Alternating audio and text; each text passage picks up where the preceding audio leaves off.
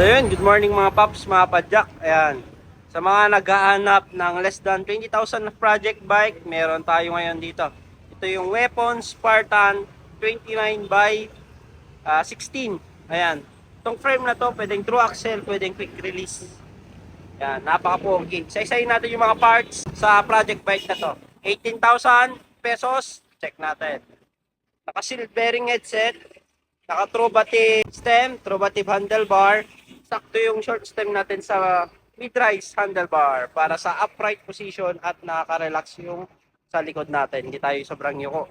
Saturn grip, ayan, yung parang itak yung hawakan niya. Dual lock alloy, racework hydraulic. Pwede mong i-adjust dito yung gaano kalalim yung lever mo. Napaka ganda ng hydraulic na to.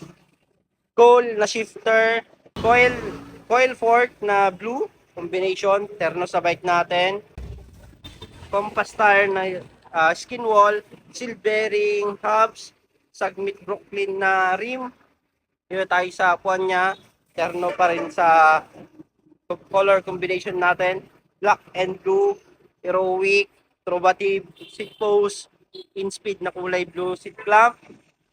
Dito tayo sa crankset niya, Halotech sword, Jore M6100 chain, Cole na RD, Sagmit 1151 na sprocket.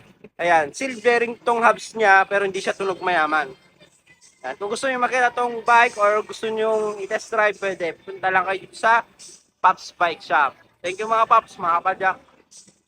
Mga nasa malalayong lugar naman na gusto magpakita ng suportas dito sa Pops Bike Shop at gusto mag-order, ayan, visit lang kayo dito sa mga legit account namin. Dito lang kayo pwedeng makipag-transact para legit at di kayo may scam.